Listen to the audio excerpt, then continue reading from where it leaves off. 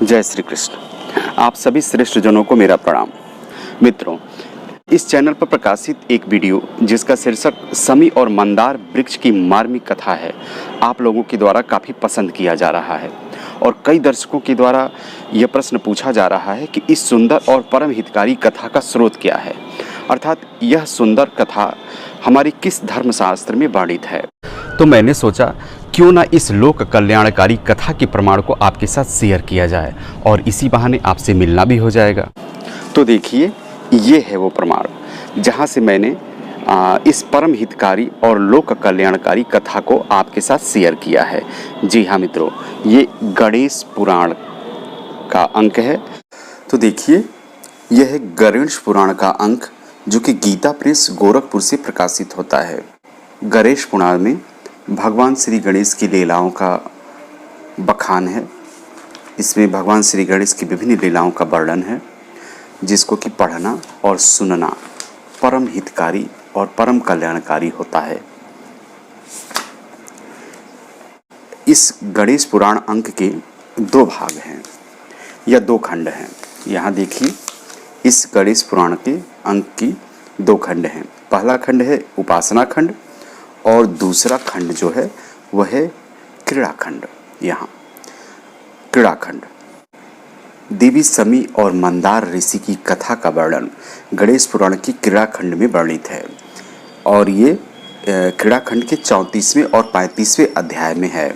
आइए देखते हैं 34वां और 35वां अध्याय क्या है। ये देखिए, क्रीड़ा खंड का 34वां अध्याय, महर्षि भ्रुसुंडी के शाप से ब्राह्मण औरों की पुत्री समी वृक्ष की तथा महर्षि शौनक के शिष्य धौम्य पुत्र मंदार का मंदार वृक्ष की योनि प्राप्त करने का आख्यान। ये 34वां अध्याय। 35वां अध्याय, महर्षि शौनक तथा ब्राह्मण औरों के समक्ष भगवान गजानन का प्राकट्य और उन्हें समी तथा मंदार के महात्म को बतलाना। ये है 35वां अध्याय। अब आइए इन दोनों अध्याय को हम विस्तृत रूप से देखते हैं। तो ये 34वां अध्याय है, महर्षि भ्रुसुंडी के शाप से ब्राह्मण औरों की पुत्री समी वृक्ष की तथा महर्षि शौनक के शिष्य धौम्य पुत्र मंदार का मंदार वृक्ष की योनि प्राप्त करने का आख्यान। इसी अध्याय से मैंने उस परम हितकारी और लोक कल्याणकारी कथा को लिया है, जिसको कि आप देख रहे हैं। और 35वां अध्याय जो है ये भी काफ़ी महत्वपूर्ण है और ये 35वां अध्याय महर्षि शौनक तथा ब्राह्मण औरों के समक्ष भगवान गजानन का प्राकट्य और उन्हें समी और मंदार के महात्म को बतलाना। इसकी भी चर्चा मैंने वीडियो में कर दिया है। चूँकि ये दोनों अध्याय काफ़ी लंबे हैं तो इनको संक्षिप्त रूप से मैंने वीडियो में बताया है। इस दोनों अध्याय के सार को वीडियो में आपको प्रस्तुत किया गया है। यहाँ आप देख सकते हैं कि भगवान श्री गणेश समी वृक्ष और मंदार वृक्ष के महात्म को बताते हुए कहते हैं कि जो व्यक्ति मंदार की जड़ों से मेरी मूर्ति बनाकर उनकी पूजा करेगा और समी पत्रों के द्वारा तथा दुर्वा दलों से मेरी पूजन करेगा, वह मुझे अत्यंत प्रीति पहुँचाएगा, क्योंकि ये तीनों संसार में अत्यंत दुर्लभ हैं। हे मुनियों, क्योंकि मैं समी का आश्रय लेकर सदा उसमें स्थित रहता हूँ, इसी कारण मैं इन दोनों वृक्षों को यह दुर्लभ वर दिया है।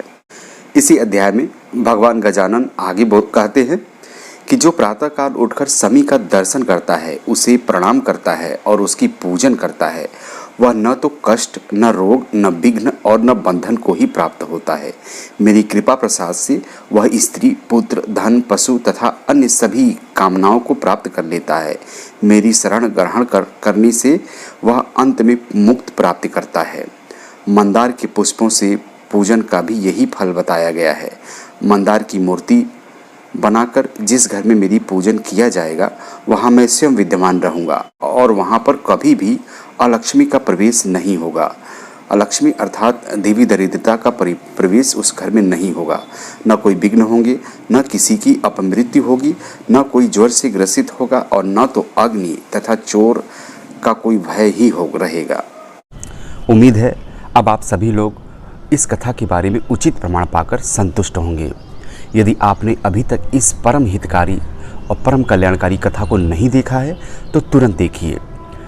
इसका लिंक इस वीडियो के डिस्क्रिप्शन बॉक्स, आई बटन और इंड स्क्रीन में उपलब्ध है, जहां से आप टच करके इस कथा को देख सकते हैं। मित्रों, शमी वृक्ष को लेकर एक और गुप्त रहस्य या एक परम सत्य आपको बतलाने वाला हूं, लेकिन इसके लिए हमें थोड़ा इंतजार करना होगा जब तक कि हमारे इन दो शमी के पौधों में, ये पौधा और ये एक पौधा, इन दोनों शमी के पौधों में पुष्प नहीं आ जाते हैं, तब तक हमें इंतजार करना होगा।